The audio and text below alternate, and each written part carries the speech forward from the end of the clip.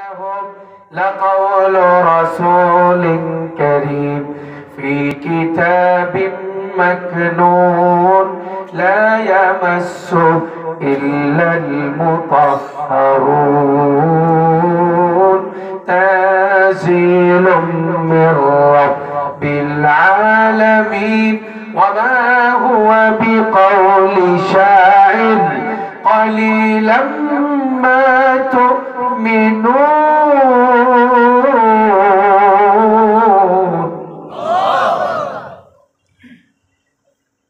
আয়াতের তরজমা হইল সব আয়াতের তরজমা বলার সময় নেই। আপনাদের যে মামলত কেরাসিন হয়েছে বোঝা গেছে কিছু আমার, এই জন্য মূল কথাটা বলে দেই। আল্লাহর নবী যখন এই আয়াত তিলাওয়াত করলেন, পরের আয়াত তানজিলুম মির রাব্বিল আলামিন, এটা বানানো কোনো কালাম না, কোনো ব্যক্তির আবিষ্কারের কোনো কিতাব না, এটা 30 পারা কোরআন আল্লাহর পক্ষ থেকে নাযিল হয়েছে। মা হুয়া বিকাউলি শাইর, আয়াতের তরজমা হচ্ছে এটা আল্লাহর কালাম, কোন কবির বক্তব্য নয়, কবির বক্তব্য নয়, এটা কালাম। কার পক্ষ থেকে আসছে বলেন তো? নবীজি যে এই পর্যন্ত তিলাওয়াত করলেন, এর দ্বারা হযরত ওমরের মনে যে প্রশ্ন জাগছিল এর একটা জবাব হয়ে গেছে না? মোটামুটি হয়েছে না? ভালো হয়েছে।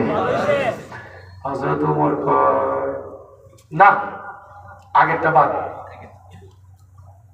আগেরটা বলে না, আগেরটা কি ছিল?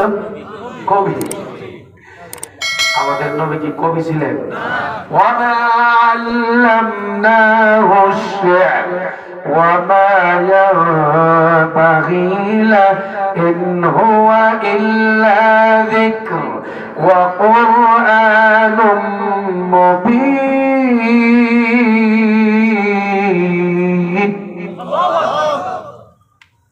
ওয়ামা আল্লামনাহু আশ-শি'r, আল্লাহ তাআলা বলেন আমি আমার নবীকে কবিতা শিখাই নাই। কে বলছেন? তবে মাঝে মাঝে নবীজি বললে ইচ্ছা ছাড়াই নবীজির মুখ থেকে ছন্দ মিল হয়ে কবিতা বের হয়ে যেত। সুবহানাল্লাহ। আপনাদের তো মনে বেলা শেষ, আমার তো কিছু কথা কইতে মন চাইতেছে। বেলা শুরু না শেষ? মাশাআল্লাহ। আল্লাহ তুমি সবাইকে হযরত ওমর ফারুকের সঙ্গে কিয়ামতের ময়দানে দাঁড় করায় দিও, আমিন কান।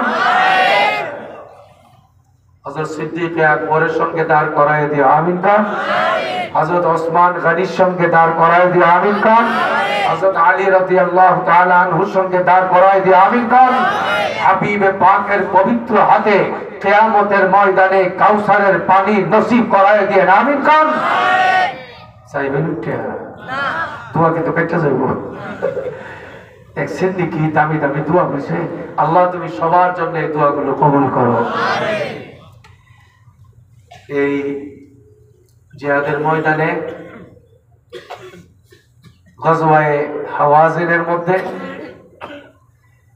মুসলমানদের সংখ্যা বেশি, কাফেরদের সংখ্যা অর্ধেক, 3 ভাগের 1 ভাগ, মুসলমানদের সংখ্যা 2 ভাগ। আল্লাহ তাআলা সাহাবাদেরকে পরীক্ষার মধ্যে ফেলে দিয়েছেন।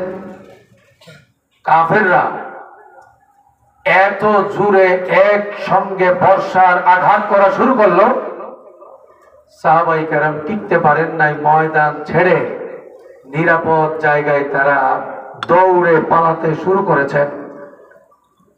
ময়দানে কেউ নাই। রাসূলুল্লাহ সাল্লাল্লাহু আলাইহি ওয়াসাল্লাম ময়দানে তিনি তার উটের উপর তিনি বসে আছেন, আর উটের লেগাম ধরে আছেন হযরত আব্বাস রাদিয়াল্লাহু তাআলা আনহু। নবীজি সেই উটের উপরে বসে আবৃত্তি করলেন কবিতা। বুখারী শরীফে আছে, আনান নাবিয়্যু লা কাযিব আনা ইবনু আব্দুল মুত্তালিব, আনান নাবিয়্যু লা কাযিব, আমি সত্য নবী, আমি মিথ্যা নবী নই।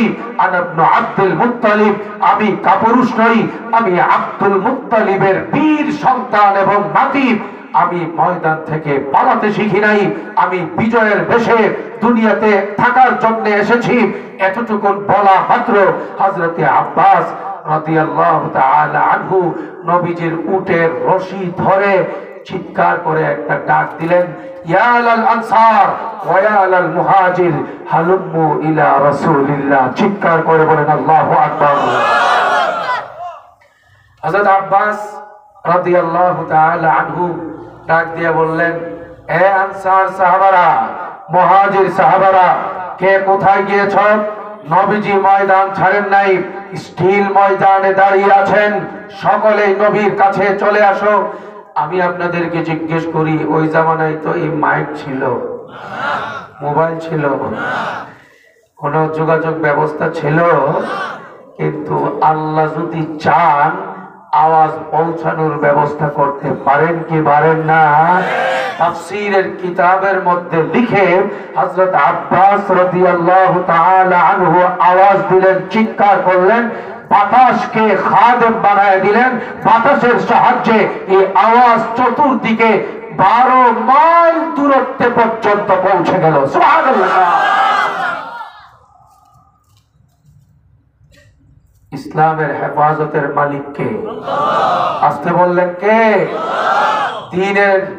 দ্বীনের ধারক বাহক উলামা যারা, তাদের হেফাজত করবেন কে? দ্বীনের পড়াশোনা হয় যে মাদ্রাসাগুলোতে, তার হেফাজতের জিম্মাদারি আদায় করবেন কে? আমাদের কাছে গোলা বারুদ নাই, সরকারি কোনো ক্ষমতা নাই, আমরা আওয়ামী লীগের রাজনীতি করি না, বিএনপির রাজনীতি করি না, লাঙ্গলের রাজনীতি করি না।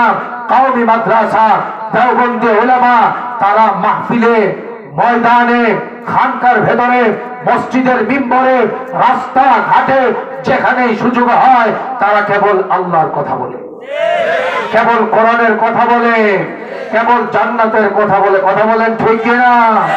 কওমি উলামা, দেওবন্দি উলামা সুযোগ পাইলেই মানুষকে হকের কথা বলে, বাতিল থেকে ফিরে আসার কথা বলে। আলেম উলামা, দেওবন্দি উলামা কোরআন খুলে কথা বলে, হাদিসের কথা বলে, নবীর কথা বলে, সাহাবাদের জিন্দেগীর কথা বলে। যারা কোরআন প্রেমিক, যারা হাদিস প্রেমিক, যারা আল্লাহ প্রেমিক, যারা নবী প্রেমিক, যারা জান্নাত প্রেমিক, কোরআনের কথা শুনলে তাদের দিলে আনন্দের ঢেউ শুরু হয়। কথা বলেন ঠিক কিনা? কিন্তু কোরআনের বয়ান যখন শুরু হয়, হাদিসের বয়ান যখন শুরু হয়, শরীয়তের ফতোয়া যখন শুরু হয়, তখন কিছু কিছু শয়তানের চেলা আছে, তাদের গায়ে আগুনের মতো জ্বালা শুরু হয়ে যায়। কথা বলেন ঠিক কিনা? আমাদের পরিষ্কার কথা, কোরআনের কথা, আল্লাহর কথা, হাদিসের কথা, নবীর কথা, জান্নাতের কথা, এই কথাগুলো বলার জিম্মাদারি আল্লাহ তাআলা নবীর মাধ্যমে এই যুগের উলামায়ে কেরামকে দান করেছেন। উলামায়ে কেরাম আল্লাহর উপর ভরসা রেখে ঈমানি বলে বলিয়ান হয়ে হকের কথা বলে যাচ্ছেন, হকের কথা বলে যাবেন, দ্বীনের কথা বলে যাচ্ছেন, দ্বীনের কথা বলে যাবেন, ফতোয়ার কথা বলে যাচ্ছেন, ফতোয়ার কথা বলে যাবেন, কোরআনের কথা বলে যাচ্ছেন, কোরআনের কথা বলে যাবেন। কারো যদি গায়ে আগুন লাগে, সেইগুলো দেখার সময় আমাদের নাই। কোরআন আছে, হাদিস আছে, মাহফিল আছে, মাদ্রাসা আছে, আলেম আছে, হাফেজ আছে, তাদের গায়ে আঁচড় লাগাবার ক্ষমতা পৃথিবীর কোন শক্তির নাই। কথা বলেন ঠিক কিনা?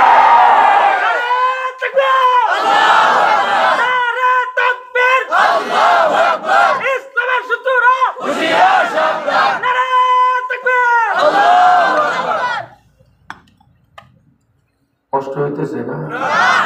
বলতেছিলাম হযরতে ওমরে ফারুক রাদিয়াল্লাহু তাআলা আনহুর কাহিনী মনে আসেনি কথা? উনি বললেন যে না, আগেরটা বাদ, একটু ভুলে গেছে। আগেরটা, আগে না কি ছিল? আমাদের নবী কি কবি ছিলেন? না, নবী ছিলেন। আল্লাহ আল্লাহ আল্লাহ আল্লাহ আল্লাহ আল্লাহ। দেখেন হযরত ওমর কয় আগেরটা বাদ। এখন উনি বলতেছেন যে আমার পেটের খবর যেহেতু আমি কাউকে প্রকাশ করলাম না, কাউকে জানাইলাম না, কাউকে বললাম না, উনি এমনি এমনি আমার পেটের খবর জেনে গেছে। বুঝা গেছে উনি নবীও না, কবিও না, উনি জ্যোতিষী, গণক। গণক এই এরকম গণক আমাদের কিশোরগঞ্জের সীমানার মধ্যে আছে না, টিয়া পাখি নিয়ে বসে আছে না, সরাই দাঁত ফালাই দেওয়ার দরকার না। কখন দেখি একটা মানুষ গেলেই কয়, দেখেন চাচা আমার কি অবস্থা, বিয়ে শাদীর কি খবর। এখন তো বললাম আর যদি মহিলা হয়ে থাকে, বিয়ে শাদী হয়ে থাকে, জামাই বিদেশ থাকে, চাচা বলেন দেখি আমার কি অবস্থা, আমার জামাইটা ঠিকঠাক মতো আসেনি নাকি মোবাইলে অন্যরকম কামের মধ্যে আছে।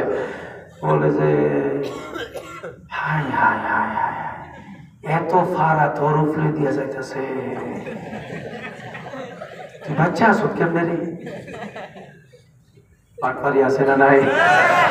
ব্রাহ্মণবাড়িয়ার বড় মাদ্রাসা জামিয়া ইউনুসিয়া নাম শুনছেন? জামিয়া ইউনুসিয়ার পোলাপান কিন্তু অনেক ঠেক না।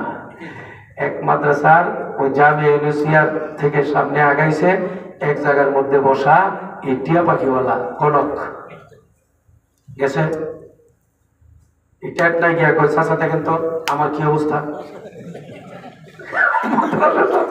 দেখেন তো কি অবস্থা। অনেক খারাপ অবস্থা রে। কি ও আগামী বছরটা বিরাট বিপদ তোর উপরে আসতেছে, কি করলে ভালো হইব?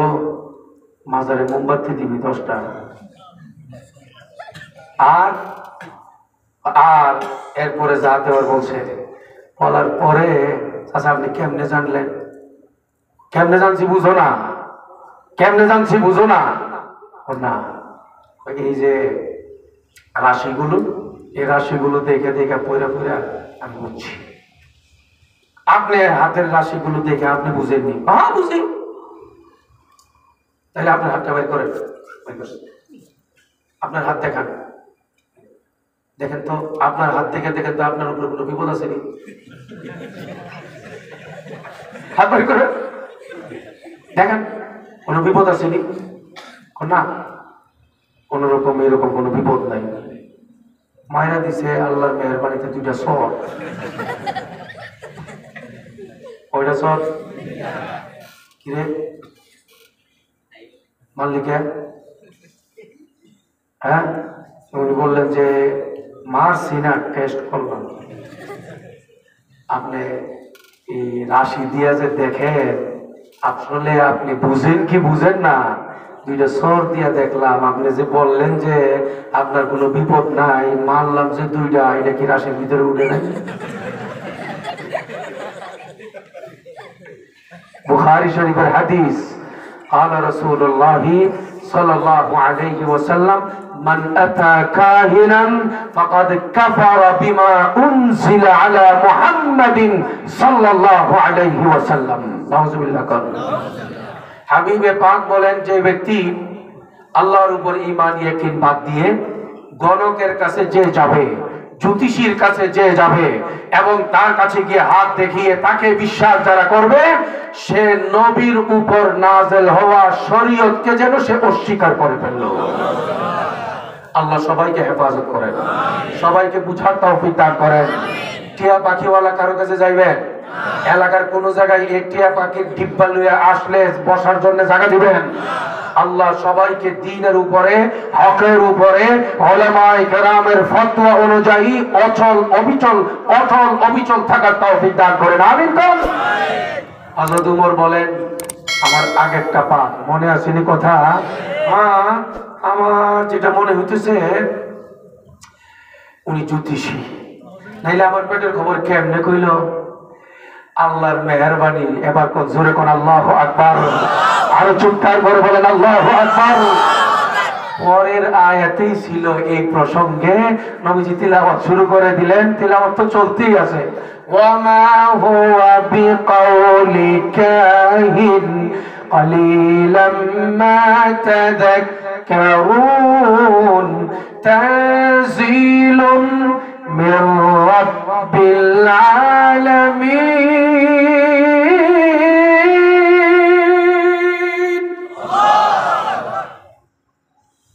কার কালাম?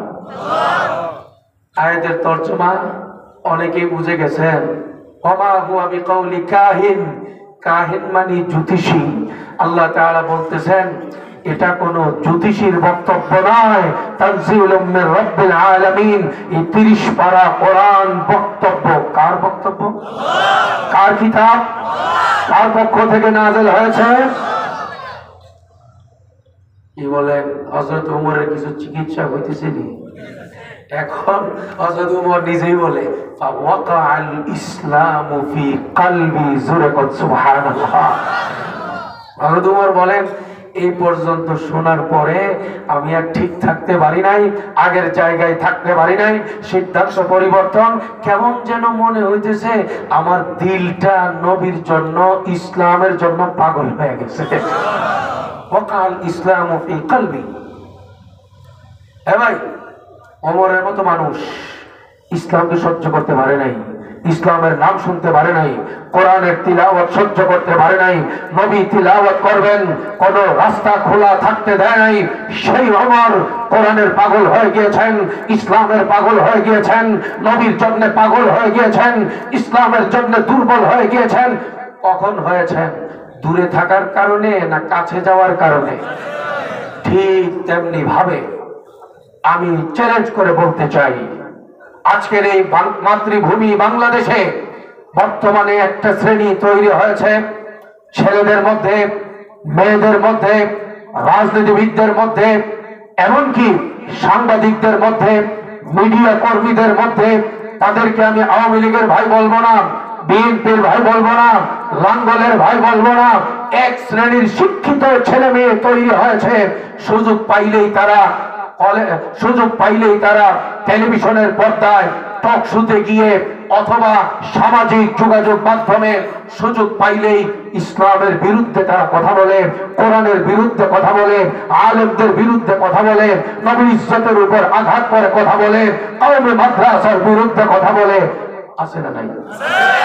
আমি চ্যালেঞ্জ করে বলতে পারি, এই ছেলে মেয়েগুলো যারা হাই স্কুলে পড়ে, ছেলে মেয়েগুলো যারা কলেজে পড়ে, ছেলে মেয়েগুলো যারা ভার্সিটিতে পড়ে, ছেলে মেয়েগুলো যারা জেনারেল শিক্ষা প্রতিষ্ঠানে পড়াশোনা করে, সরকার যদি কোরআনের শিক্ষাকে প্রাইমারি স্কুলে বাধ্যতামূলক করে দেয়, হাই স্কুলে বাধ্যতামূলক করে দেয়, কলেজে বাধ্যতামূলক করে দেয়, ভার্সিটিতে বাধ্যতামূলক করে দেয়, দ্বীনের মৌলিক শিক্ষাগুলো যদি জাতীয় শিক্ষার প্রতিষ্ঠানগুলোতে বাধ্যতামূলক করে দেয়, আমি চ্যালেঞ্জ করে বলতে পারি বাংলাদেশের এই জমিনে কোন নাস্তিক মুরতাদের অস্তিত্ব খুঁজে পাওয়া যাবে না। এর বড় দলিল আপনারা অনেকেই দেখেছেন এবং জানেন, বাংলাদেশের একজন বিখ্যাত শিক্ষাবিদ ডক্টর জাফরুল্লাহ সাহেব গত কিছুদিন আগে থেকে উনি নুরানি কায়দা পড়া শুরু করছেন। সুবহানাল্লাহ কন্যা। বাংলা তরজমা পড়া শুরু করছেন, তাফসীর পড়া শুরু করছেন। মাত্র কিছুদিন হলো তিনি নুরানি কায়দার জগতে এসেছেন, কোরআনের জগতে এসেছেন, কোরআন পড়তে শুরু করে দিয়েছেন, তরজমা পড়তে শুরু করে দিয়েছেন, তাফসীর পড়তে শুরু করে দিয়েছেন। কোরআন এমন ভাবে তাকে আকর্ষণ করতেছে, এখন তিনি নিজে বলা শুরু করে দিয়েছেন এই কোরআন হাই স্কুলে পড়ানো উচিত, এই কোরআন কলেজে পড়ানো উচিত। আমি পরিষ্কার করে বলতে চাই, বাংলাদেশে চুরি, ডাকাতি, জেনা, সন্ত্রাস, জঙ্গিবাদ, অন্যায় এবং যত রকম দুর্নীতি আছে, এই সবগুলোর থেকে যদি এই দেশকে মুক্ত করতে হয়, পুলিশ দিয়ে কাজ হবে না, বিডিআর দিয়ে, বিজিবি দিয়ে কাজ হবে না, সেনাবাহিনী দিয়ে কাজ হবে না, বিজিবি দিয়ে কাজ হবে না, গোয়েন্দা বিভাগ দিয়ে কাজ হবে না, ক্ষমতার দ্বারা কাজ হবে না। এই দেশকে যদি প্রকৃত অর্থে সোনার বাংলায় পরিণত করতে হয়, জেনা মুক্ত করতে হয়, মদ আর নেশা মুক্ত করতে হয়, সন্ত্রাস মুক্ত করতে হয়, এই দেশের প্রত্যেকটা স্কুল, কলেজ, ইউনিভার্সিটিতে কোরআনের শিক্ষাকে বাধ্যতামূলক করা লাগবে।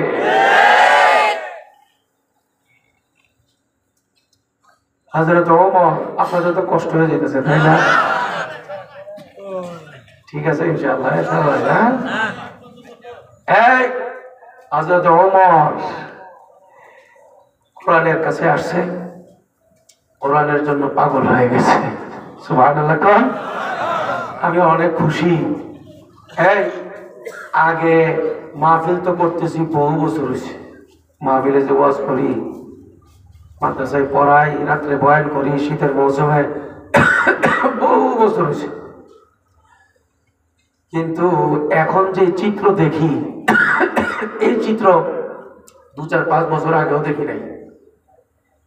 এখন এক এক মাহফিলে 10,000, 20,000, 50,000, লক্ষাধিক শ্রোতাও যে থাকে, সেখানেও দেখতে পাই 1 লাখ শ্রোতা যেখানে হয়, 90,000-এই থাকে যুবক। দেখেন এখানে যুবকরা, মাশাআল্লাহ, নারে তাকবীর। আমি অনেক খুশি, ওলামায়ে কেরাম সবাই খুশি। এই যুবক ঠিক হয়ে গেলে এলাকা ঠিক। কথা বল ঠিক কিনা? রক্ত গরম তো, কোরআনের আয়াতের দ্বারা আস্তে আস্তে রক্ত ঠান্ডা হবে।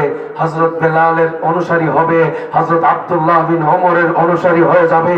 এই গরম রক্তকে ঠান্ডা করার জন্য শয়তানের চক্রান্ত থেকে এক একটা ছেলেকে নিরাপদে এনে নামাজি বানানোর জন্য, এক একটা ছেলেকে নেককার বানানোর জন্য বর্তমান জমানায় মাহফিলের বিকল্প নাই। কথা বলেন ঠিক না বেঠিক? এজন্য কষ্ট হয় অনেক। এরপরেও মাহফিলগুলোতে এখন ইচ্ছা করে আসি। এই বুড়া মুরব্বী যারা, ওনারা তো আর কি করবো, বাসায় গেলেও তো অত দাম টাম নাই, মসজিদে যান, মসজিদে গিয়ে আল্লাহ বিল্লাহ করে। এখন ওনাদের কাম শেষ, যখন আল্লাহ ডাক দিয়ে ওই সময় যাইব। রক্ত গরম যেগুলোর, এগুলোর পিছনে মেহনত করার প্রয়োজন বেশি। কথা বলেন ঠিক কিনা? এই জন্য আমার এই কলিজার ভাই যারা এখানে আসছে, তাদের সকলের উদ্দেশ্যে বলতে চাই, আজকের এই সময়ে হযরত ওমরের উত্তরসূরি হওয়ার জন্য, হযরত ওমরের রঙে রঙিন হওয়ার জন্য, কোরআনে কারীমের জিন্দেগি বানাবার জন্য সবাই তৈরি হয়ে যাও দোস্তরা। আজকের এখন থেকে তোমরা সিদ্ধান্ত নাও, 5 ওয়াক্তের নামাজ টাইম মতো আদায় করবা, মসজিদে গিয়ে আদায় করবা। স্কুলে পড়াশোনা করলে স্কুলের বইগুলো বন্ধ করে আজান হওয়া মাত্র মসজিদে গিয়ে নামাজে দাঁড়ায় যাইবা। যত রকমের গান বাজনা আছে সব বন্ধ করে এখন থেকে আলিফ বা তা সা দিয়ে আমি কোরআন শেখার জন্য মেহনত শুরু করে দেব। ইমাম সাহেবের কাছে গিয়ে, মুয়াজ্জিন সাহেবের কাছে গিয়ে, হাফেজ সাহেবের কাছে গিয়ে, খতিব সাহেবের কাছে গিয়ে 10 কিলোমিটার দূরে গিয়ে যদি হয়, তবু আমি কোরআন শিখবো, সূরা ফাতিহা শিখবো।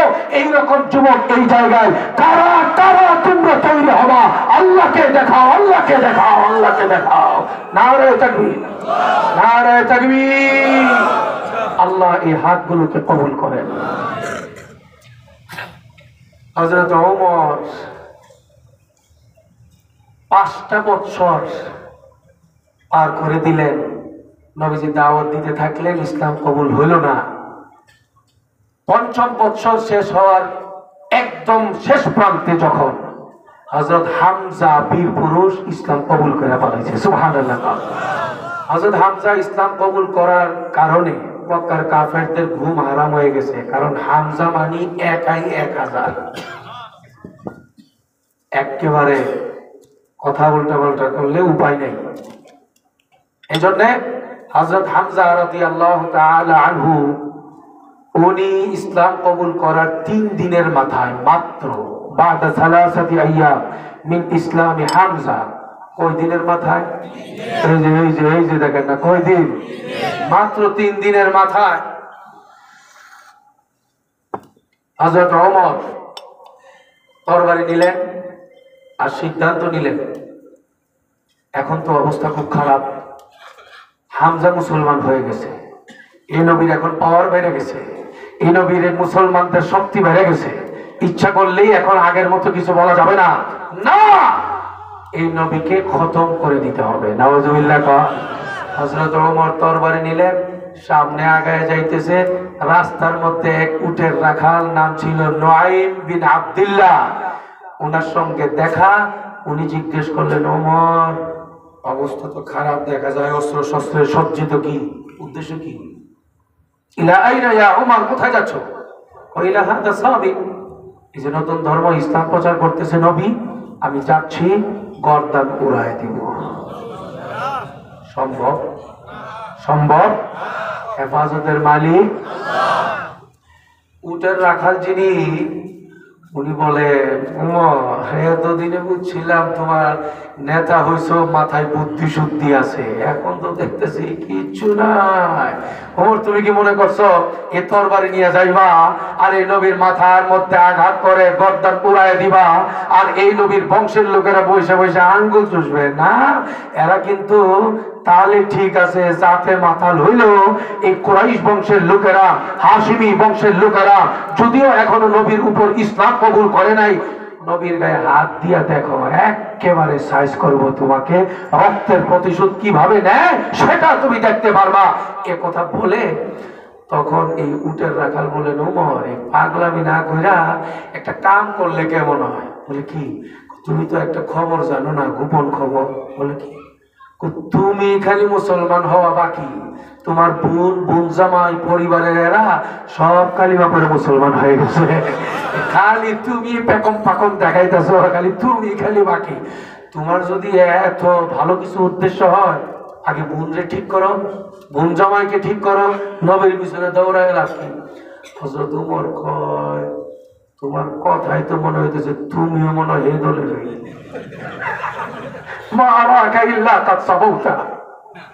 ভাবি তো মনে হইতেছে তুমিও মনে হয় ওই দলের হই। বাস্তবেই এই উটের রাখাল যিনি, উনি আগেই কালিমা পড়ে মুসলমান হয়েছিলেন, গোপন করেছিলেন, ইডার ডরে উনি প্রকাশ করতেন না। কিন্তু তলে তলে কামটা ঠিক খারাপ করলো না ভালো করলো? হযরত ওমর কাম তো ঠিকই আছে, কথা তো ঠিক, শুধু শুধু নবীর কাছে গিয়ে লাভ কি? আগে নিজের ঘর সামলাই। তরবারি নিয়ে এবার রাস্তা পাল্টে গেছে, বোনের ঘরের দিকে রওনা দিছে। ঘরের ভেতরে তখন পড়াইতেছিলেন হযরত ফাতেমা, ওমরের বোন ফাতেমা এবং তার স্বামী দুইজনকে পড়াইতেছিলেন সাহাবী খাব্বাব রাদিয়াল্লাহু আনহু। উনি ছিলেন শিক্ষক, ছাত্র ছিলেন দুইজন, একজন স্বামী আরেকজন স্ত্রী। হযরত ওমরের পায়ের শব্দ শুনে শুধু বোন দাঁড়ায় আছে, স্বামী দিছে একদিকে দৌড় আর হুজুর দিছে আরেকদিকে দৌড়, জান বাঁচায়। পালাইছে দুজন, স্বামীও পালাইছে, হুজুরও পালাইছে। কিন্তু ভাই আসছে, বোন তো আর পালাইতে পারে না, বোন সোজা দাঁড়ায় আছে। সুবহানাল্লাহ।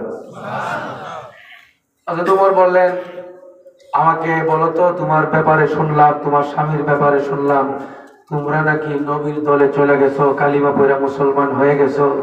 বোন সরাসরি না বইলা একটু ঘুরায় কয়, ওমর আচ্ছা তোমার কি মনে হয়, আচ্ছা বলো তো, এই মূর্তিটা তোমরা যেটার উপরে মাথা টাথা রাখো আর সেজদা করো, এটা যদি বাতিল হয় আর এই নবী যে কোরআন নিয়ে আসছে, যে ইসলাম নিয়ে আসছে, এটা যদি ঠিক হয়ে যায়, তাইলে কি এটা গ্রহণ করা উচিত না? কি বলো তুমি? সুবহানাল্লাহ না? হযরত ওমর কয়, আরে যা শুনছিলাম এটা ঠিকই তো। সাথে সাথে চেহারার মধ্যে আঘাত করলেন এত জোরে, বোনের ফাতেমার চেহারার মধ্যে আঙ্গুলের দাগ লেগে গেছে। যেই মাত্র আঙ্গুলের দাগ লেগে গেছে, বোন ফাতেমা হযরত ওমরকে ডাক দিয়ে বললেন, ওমর মায়ের তো দিছ। শেষ কথা বলে দিই তোমাকে, শোনো, আমিও মুসলমান হয়েছি, আমার স্বামীও মুসলমান হয়েছে, তোমার কাছে একটা অস্ত্র আছে তরবারি, ইচ্ছা করলে তরবারি দিয়া আমার গর্দান, আমার স্বামীর গর্দান উড়ায় দিতে পারো, আমার জীবন চলে যেতে পারে, মুহাম্মদুর রাসূলুল্লাহকে আমরা ছাড়তে পারবো না। সুবহানাল্লাহ। একজন মহিলা সাহাবার হালাত কেমন ছিল, ঈমান কত মজবুত ছিল। হযরত ওমরের এই বক্তব্য শোনার পরে মনে মনে কয়, বাপ রে বাপ, পাওয়ার কি! নিশ্চয়ই এই পাওয়ারের ঈমান এটা কোনো সাংঘাতিক কিছু হবে। হযরত ওমর লজ্জা পাইয়া একদম মাথা নোয়া দিলেন আর মনে মনে ভাবতে থাকলেন, আমি ভাই হইয়া আমার বোনটাকে এইভাবে মারতে পারলাম। লজ্জায় লাল হয়ে হযরত ওমর বলেন, হে ফাতেমা, আচ্ছা আমার জানি কেমন কেমন লাগতেছে, আচ্ছা ফাতেমা তোমরা যা পড়তেছিলা আমার মনে চাইতেছে আমিও পড়তে, আমাকে একটু পড়তে দিবা?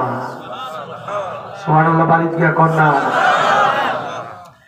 হযরত ফাতেমা বলেন, না তোমাকে দেওয়া যাবে না। কেন? তুমি তো না পা, কি করা লাগবে? গোসল করবা, গোসল। সুবহানাল্লাহ। গোসল করবা, পবিত্র হবা, তারপরে কথা বলা যাবে, দেখা যাবে। হযরত ওমর দেরি নাই, গোসল করছে, পবিত্র হইছে। আসলে এই কোরআনের জন্য দিলকে পাগল বানায় দিতেছেন কে? জোরে বলেন কে? জোরে। এই যুবকরা, মধ্যবয়সী ভাইয়েরা, আমার বয়সী, আমার মুরব্বীরা যারা আছেন, এ কথা মনে মনে ভাইবেন না, এমনি এমনি বসে আছেন। আল্লাহ আপনাদেরকে মোহাব্বত করে বসায় রাখছেন। কন্যা আলহামদুলিল্লাহ। হযরত ওমর শোনা মাত্র গোসল করে পবিত্র হয়ে সাফ সুতরা হয়ে বোন ফাতেমার কাছে এসে বললেন, কি পড়তেছিল আমাকে দাও। বোন বললেন, না এখনো দেওয়া যাবে না। কেন? না, তুমি আমার ভাই হতে পারো, কিন্তু তোমার চেয়ে আমার জীবনের চেয়েও এই কোরআনের ইজ্জতের দাম বেশি। সুতরাং আমি তোমার কাছে নিরাপদ মনে করি না আমার কোরআন যদি তুমি বেয়াদবি করো, বেইজ্জতি করো। হযরত ওমর বললেন, না, কথা দিলাম, বেইজ্জতি হবে না, বেয়াদবি হবে না। কোরআনে কারীমের অংশ বিশেষ হযরত ওমরের কাছে দিলেন। হযরত ওমর তিলাওয়াত শুরু করে দিলেন, তাহা মা আনজালনা আলাইকাল কোরআন লিতাশকা। এই সূরা শুরু করে থেকে একেবারে ইন্নানি আনাল্লাহ লা ইলাহা ইল্লা আনা ফাবুদনি ওয়া আকিমিস সালাতা লিযিকরি, এই পর্যন্ত তিলাওয়াত করে বোনকে ডাক দিয়ে বললেন, বোন, জীবনে কত কবিতা শুনলাম, পৃথিবীর কোন কবিতার সাথে এটার কোনো মিল নাই। আচ্ছা এ ফাতেমা, তোমার যে নবী, ওই নবীর কাছে আমাকে একটু নিয়ে যাবা। সুবহানাল্লাহ বলতেন না? এইটুকু বলা মাত্র পালায় আনা গেছিল দুই দিকে কয়জন? এইটুকু লেগেছে কয়জন? এই দুজন দৌড়ায় আসছে, কারণ গ্রিন সিগন্যাল দেখছে। এখন দুজন দৌড়ায় আসে, কয়, আল্লাহ আল্লাহ, আমার নবীকে দেখছি গত বৃহস্পতিবারে। কি বারে? কি বারে? বৃহস্পতিবারে নবী দেখছি হাত উঠে দোয়া করছে, আবু জেহেল নাইলে তুমি দুইজনের একজনরে ইসলামের জন্য হইলে ভালো হয়। আল্লাহ মনে হয় তোমার কপাল খুলে দিছে। ওমর আর দেরি করা দরকার নাই। ওমর বললেন, চলো, কথা বাড়ায় লাভ নাই। একসঙ্গে রওনা দিলেন। রওনা দিয়া যাইতে যাইতে যাইতে যাইতে হযরত ওমর যাইতেছেন আর জিজ্ঞেস করেন, কই নেতা মানুষ তো গর্জন বেশি, কই? বলে যে আরো সামনে। কই? উপরে। কই? উপরে। যাইতে যাইতে বলে কোথায়? সফা পাহাড়ের উপরে। ওখানে কি? নবীজি ওখানে কওমি মাদ্রাসা বানাইছে। সুবহানাল্লাহ। এই কথাটা বলার জন্য দেখেন কতটুকু খাল বিল পার হয়ে আইছি। কই যাও, কই যাও, কই নিয়ে যাও? কই পাহাড়ে নিয়ে যায়। কোন পাহাড়ে? সফা পাহাড়ে। ওখানে কি? ওখানে নবীজি আছেন। নবীজি কোথায় আছেন? নবীজি সফা পাহাড়ে একটা মাদ্রাসা বানাইছে। মাদ্রাসার নাম দারুল আরকাম কওমি মাদ্রাসা।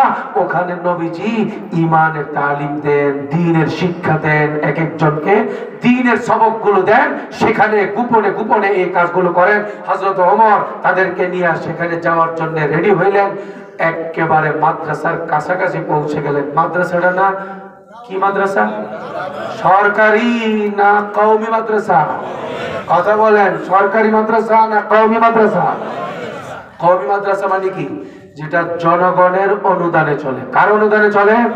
জনগণের অনুদানে চলে। দারুল আরকাম যে মাদ্রাসা নবীজি প্রতিষ্ঠা করেছিলেন, ওই মাদ্রাসার জমিদাতা ছিলেন হযরত আরকাম রাদিয়াল্লাহু তাআলা আনহু। মাদ্রাসা করার প্রয়োজন দেখা দিল, নবীজির প্রয়োজন মনে হলো। এই প্রয়োজন পুরো করার জন্য জায়গা দরকার, বাড়ি দরকার। সাহাবী নিজের থাকার বাড়িটা মাদ্রাসার জন্য ওয়াকফ করে দিলেন। সুবহানাল্লাহ।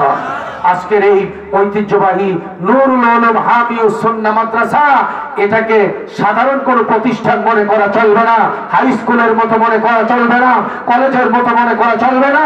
এই মাদ্রাসা হলো সেই মক্কা শরীফে প্রতিষ্ঠিত নবীর হাতের গড়া মাদ্রাসার একটা অংশ, সেই মাদ্রাসারই একটা বাচ্চা। সুবহানাল্লাহ। হযরত ওমর, মনে আসেনি কথা? মাদ্রাসা পর্যন্ত পৌঁছে গেলেন। হযরত ওমরের আওয়াজ শুনে মাদ্রাসার ভিতরে সাহাবারা যারা ছিলেন, ওখানে সাহাবাদের মধ্যে হযরত হামজাও ছিলেন। সুবহানাল্লাহ। সবার মধ্যে অস্থিরতা, হাইরে ওমর চলে আসে, এই বুঝি যুদ্ধ শুরু হয়ে যাবে। হযরত হামজা বলেন, চুপ, ওমরকে আসতে দাও। আমি হামজা মুসলমান হয়ে গেছি না? ওমরকে আসতে দাও। মুসলমান কি বিড়ালের জাতি না সিংহের জাতি? ওমরকে আসতে দাও। উদ্দেশ্য ভালো হলে ইসলামের ছায়াতলে তাকে অভিনন্দন জানাবো, স্বাগতম জানাবো। আর উদ্দেশ্য যদি খারাপ হয়, তোমাদের কিচ্ছু করা লাগবে না। ওমরের সঙ্গে মোকাবেলা করার জন্য হামজার তরবারি একটাই যথেষ্ট। সুবহানাল্লাহ। নবীজি বললেন, এত লম্বা লম্বা কথা কে অপেক্ষা করো। নবীজি আগায় গেলেন, হযরত ওমর চৌকাঠে আসলেন, ভিতরে প্রবেশ করতে দেন নাই। হযরত ওমরের কোমরের বেল্টের মধ্যে ধরে টান দিয়া নবীজি বললেন, ইলা মাতা ইয়া ওমর, ওমর এখনো ইসলাম কবুল করবার সময় হয় নাই।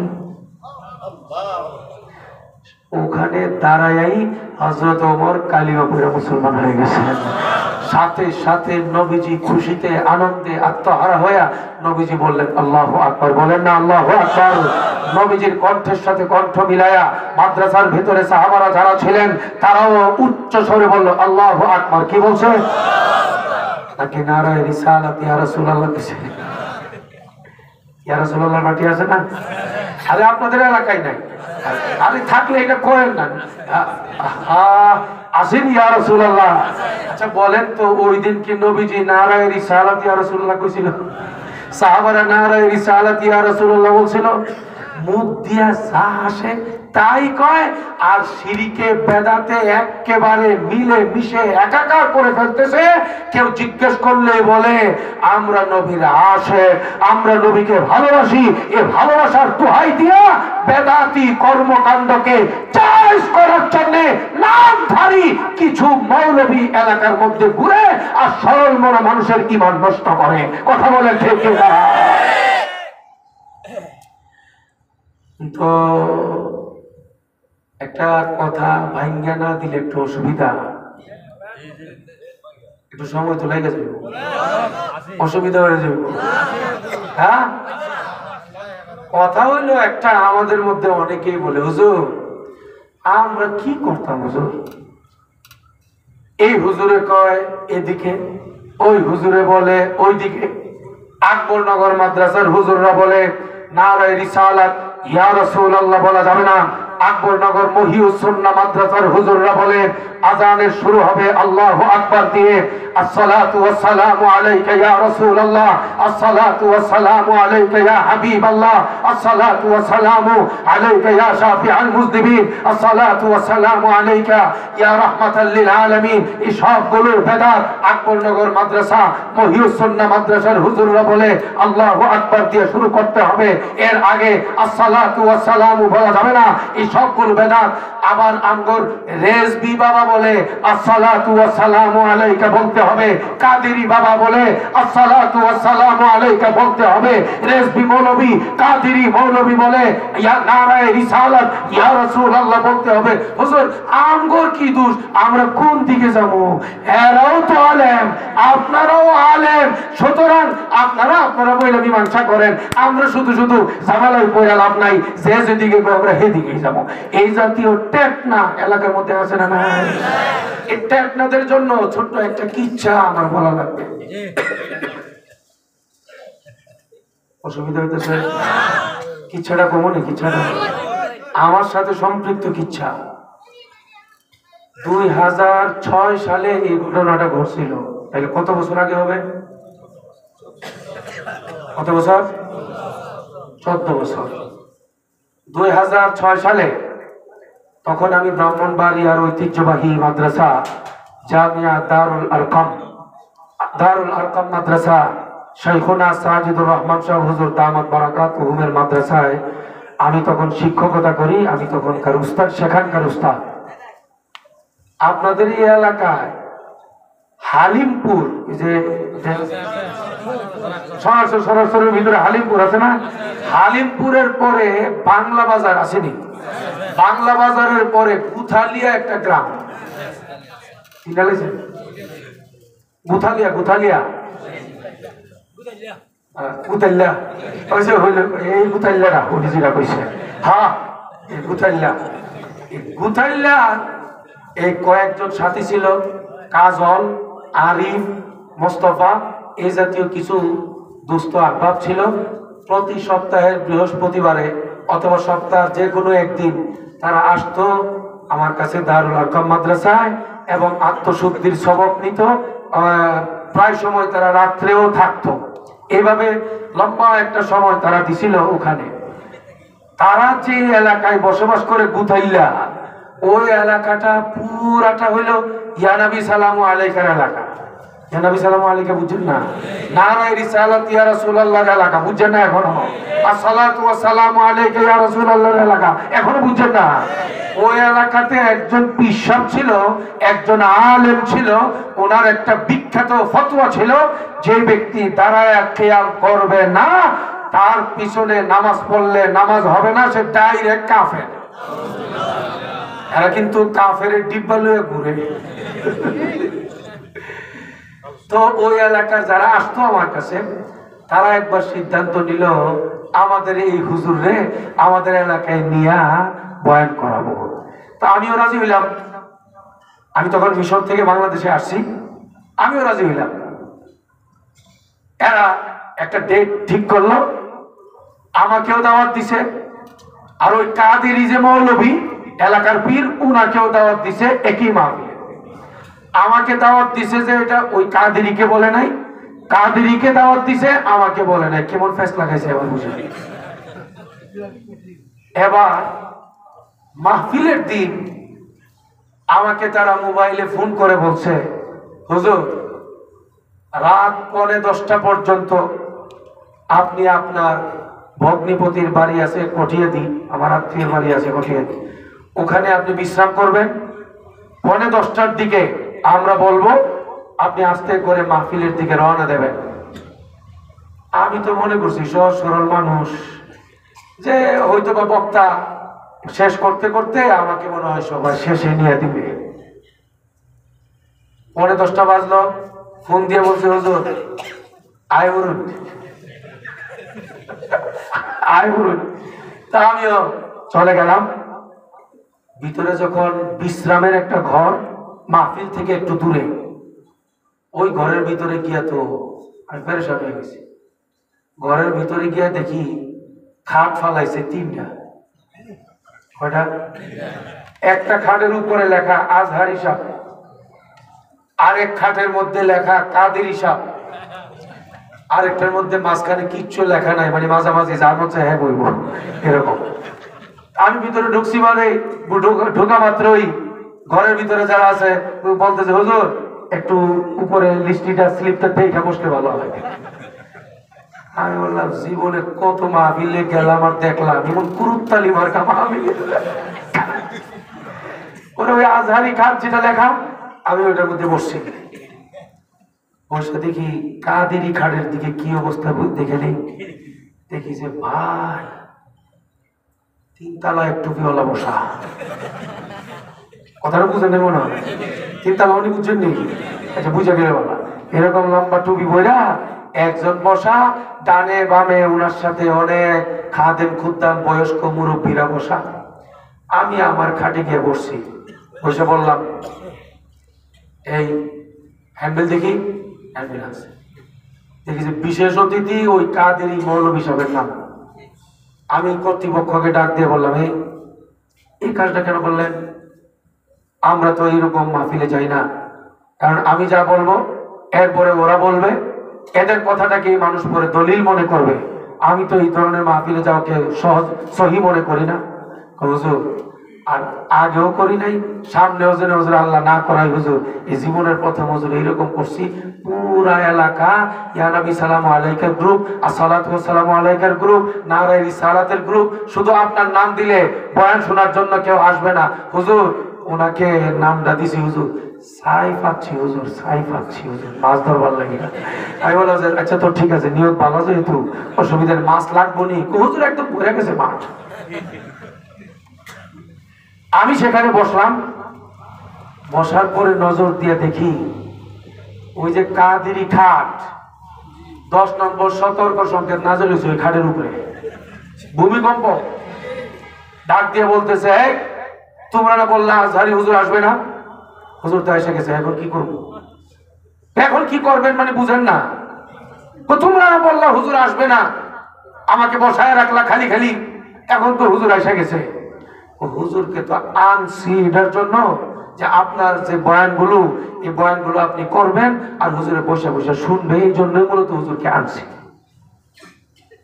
এই পানি লো, বাথরুমে যাবো, ওই যাবো বাথরুমে। ডানে বামে যারা ছিল তারা বলতেছে, বাপ পালানা রে, খাদেমের পরিমাণ বাড়াই দিতে হইব। ভাই বলা মাত্র ইশারাতে দলে দলে খাদেম রেডি, কেউ লাইট নিয়া, কেউ ডানে বামে, কেউ তোয়াইলা নিয়া, কেউ জলসকি নিয়া, কেউ বদনা নিয়া, কেউ ডিলা নিয়া, একবারে ডানে বামে সব রেডি। পরে বাথরুমে গেছে, বাথরুম থেকে নাইমা দেখে একেবারে খাদেম দিয়া ভরা। তখন কাদের হিসাব করি, জীবনে কত বাথরুম করলাম, এমন আযাবের বাথরুম। বাথরুম কইরা ওযু টজু শেষ কইরা এরপরে খাটের মধ্যে এসে বসছে। কর্তৃপক্ষ বলতেছে, হুজুর আর কোনো অসুবিধা আছে নি? বলে না। তাইলে হুজুর স্টেজে চলেন। না, হুজুর বয়ান করবে, এরপরে আমি বয়ান করব, ঠান্ডা মাথায় আমি বয়ান করব। তখন মাহফিলের কর্তৃপক্ষ বলে, আপনি পাগল না আমরা পাগল, আপনি বুঝেন না হুজুরকে কেন আনছি? আগে বয়ান করবেন আপনি, পিছনের পুরান বয়ান করবেন, যা যা বলছেন আগে, নতুন কোনো বয়ান চলবে না। এরপরে হুজুর আপনার বয়ানের উপরে লম্বা বয়ান করবে, সহিটাকে সহি বলবে, গলত হইলে ফতোয়া দেওয়া যাবে। আমি কি করবো? তাইলে আমি 20 মিনিট, 20 মিনিট, আপনি 10 মিনিট বললেন, শর্ত নতুন ওয়াজ চলবে না, পুরান ওয়াজ। আচ্ছা তো চলে, বেটা তো আর যায় না। আমার কাছে আইসে, হুজুর অবস্থা ভালো না, হুজুর একটু দোয়া করে দেন, মাথা নয়ছে। পরে টুপি টুপি খুললা ফুটু দিছি, আল্লাহ না জানে পুত্র কেমন লাগছে। পরে দোয়া টুয়া লইয়া ওটা বেরিয়েছে। এর যারা কর্তৃপক্ষ ছিল বলে, এই খাদে বাড়াই দাও। আবার খাদেমের পরিমাণ ডানে বামে সারিবদ্ধ ভাবে হুজুরকে স্বাগতম জানায় নিয়ে যাইতেছে। বুট বাদাম বিক্রি করে রাস্তার মধ্যে এরকম পরিবেশ দেখছেন না? রাস্তার মধ্যে বুট বাদাম বেচে কিছু আলো কিছু অন্ধকার, এমন জায়গায় যাওয়ার পরে হুজুরের তো মাথা গরম। কোথাকার, তোদের যন্ত্রণার কারণে বাথরুম করে শান্তি পাই নাই, ওযু করে শান্তি পাই নাই, মাহফিলে যাব মাথার মধ্যে কিছু আসতেছে না, আলোচ্য বিষয়ে কি বয়ান করব, ডানে বামে সব দিক দিয়ে লোক সব সবাইকে যায়, হুজুরের মাথায় কিছু আসতেছে না, সব একটু ফাঁকা হওয়া মাত্র ইরি খেদের উপর দিয়ে ধরছে। তো ওই যে নাম কিছু না গুতাইলা, যাই গিয়ে গুতাইলা জিজ্ঞেস করে দেখেন। হ্যাঁ, ইরি খেদের উপর দিয়ে হুজুরে দিছে তো, আর পিছন দিয়া মস্ত ভাইয়ারাও দৌড়ায়। হুজুর বাণিজ্য শেষ, হুজুর ইরি খেদের উপর দিয়ে দৌড়াইতেছে। হুজুর এই জীবনে হুজুর এইরকম বেজুতি আমরা বুঝি না। হুজুর আপনি আসেন, হুজুর আমরা কিচ্ছু পেতাম না, যা মন স্যার তা করেন। হুজুর কে শুনে কার কথা, হাই রে পেকে পানিয়ে বৃষ্টিয়ে একেবারে পুরা কাপড় চুপড় একেবারে উল্টা পাল্টা। আমার কাছে সবাই আসছে, আইসা হাসতেছে। হুজুর কি হয়েছে? হুজুর চাই পাচ্ছিলাম, মাছ লাগছে। হুজুর কি হয়েছে? হুজুরের মানুষে ভরে গেছে, তাড়াতাড়ি স্টেজে আসলে ভালো হয়। হুজুর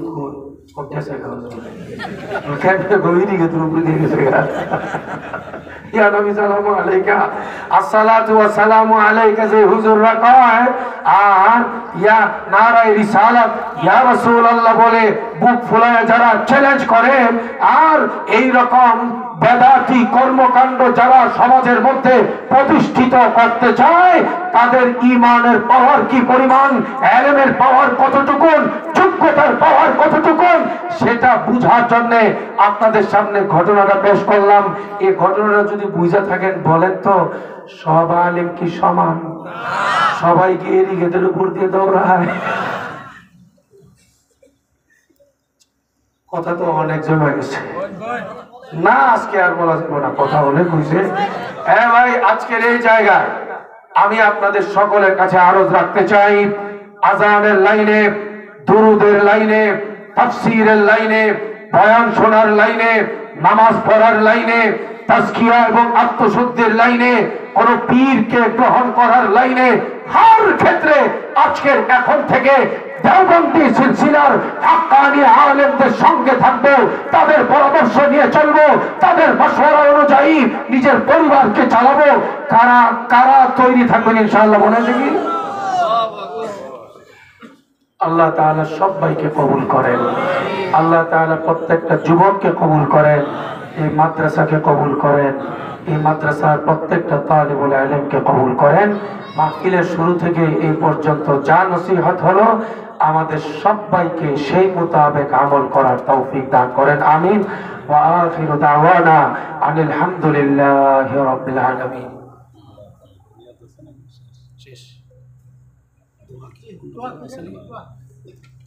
আপনি দোয়া করলে ভালো হতো। আস্তাগফিরুল্লাহ রাব্বি মিন কুল্লি যামবিন ওয়া আতুবু ইলাইহি লা হাওলা ওয়া লা কুওয়াতা ইল্লা বিল্লাহিল আলিয়্যিল আযীম। اللهم صل على محمد وعلى آل محمد كما صليت على إبراهيم وعلى آل إبراهيم إنك حميد مجيد। আমি আপনাদের চেহারা দেখে আন্দাজ করতেছিলাম, 16 আনা তো বোঝার ক্ষমতা আমার নাই, যে দালিলিক আলোচনা কিছু হইলে ভালো ছিল, বাকি আজকে না, ভবিষ্যতে আল্লাহ তাআলা আশপাশে কখনো যদি আসার মতো সময় করে দেন, তৌফিক দান করেন, এই বিষয়গুলোর উপরে বিন্যস্ত আকারে দালিলিক আলোচনা করার নিয়ত রাখি, ইচ্ছা রাখি। আল্লাহ তাআলা সকলকে সকল প্রকারের বেদাত পরিহার করে সুন্নতের উপর অটল থাকার তৌফিক দান করেন।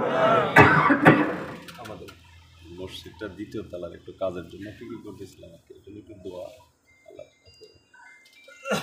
আলহামদুলিল্লাহ রাব্বিল আলামিন। রব্বানা যালামনা আনফুসানা ওয়া ইল্লাম তাগফির লানা ওয়া তারহামনা লানাকুনান্না মিনাল খাসিরিন। আয় আল্লাহ, এই মাহফিলকে আপনি কবুল করেন। মাহফিলের সকল মুরব্বিয়ানে কেরামকে আপনি কবুল করেন। আয় আল্লাহ, প্রত্যেকটা যুবক ভাইকে আপনি কবুল করেন, পুরা এলাকাবাসীকে আপনি কবুল করেন। আল্লাহ, প্রত্যেকটা ঘরকে আপনি কবুল করেন, প্রত্যেকটা ঘরের প্রতিটা সদস্যকে আপনি দ্বীনের জন্য কবুল করেন, হক এবং হাক্কানিয়তের উপর চলার তৌফিক দান করেন।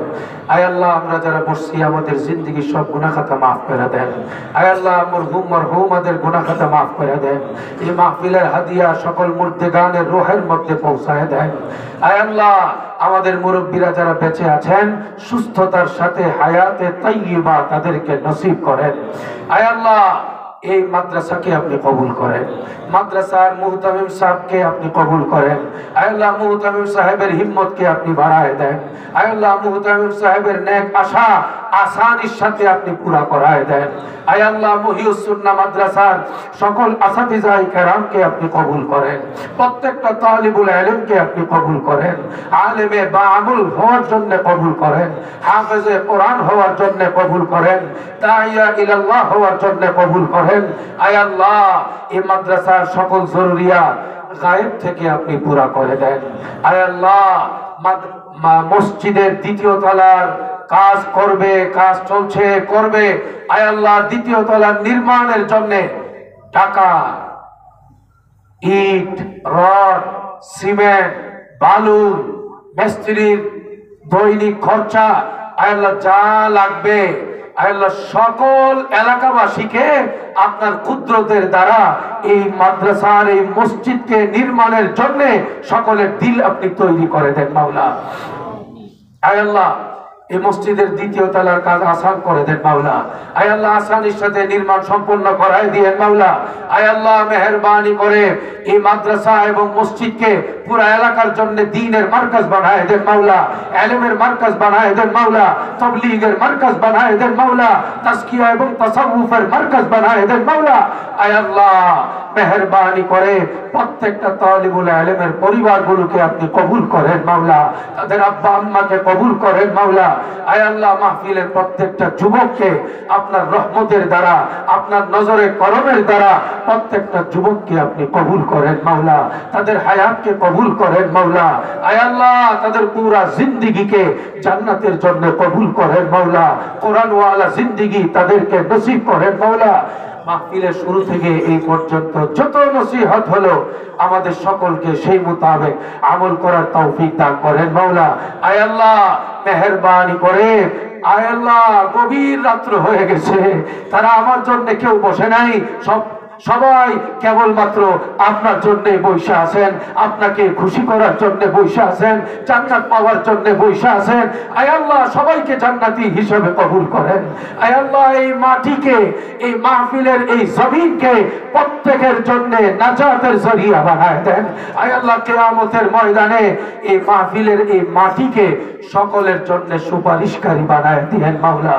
আয় আল্লাহ মেহেরবানি করে যাদের যত পেরেশানি আছে দূর করে দেন মাওলা, যাদের যত মুশকিলাত আছে আসান করে দেন মাওলা, যাদের যত বিপদ আছে মুক্ত করে দেন মাওলা, প্রত্যেকের হালাল কামাইতে আপনি বরকত নাযিল করেন মাওলা। আয় আল্লাহ যাদের আত্মীয় স্বজন বিদেশে আছে নিরাপত্তার জিন্দেগি তাদেরকে নসিব করেন মাওলা। আয় আল্লাহ তাদের কামাইতে আপনি বরকত নাযিল করেন। আয় আল্লাহ আসানির সাথে মা বাবার কোলে আবার ফিরে আসার তৌফিক দান করেন। আয় আল্লাহ মেহেরবানি করে যারা যত রকম নেক মাকসাদ দিয়ে দরখাস্ত করছেন, হাত উঠাইছেন, প্রত্যেকের মনের দরখাস্ত, নেক আশা, নেক দরখাস্ত আপনি কবুল করেন মাওলা। সুবহান রাব্বিকা রব্বিল ইজ্জাতি আম্মা ইয়াসিফুন ওয়া সালামুন আলাল মুরসালিন ওয়ালহামদুলিল্লাহি রাব্বিল আলামিন। আসসালামু আলাইকুম।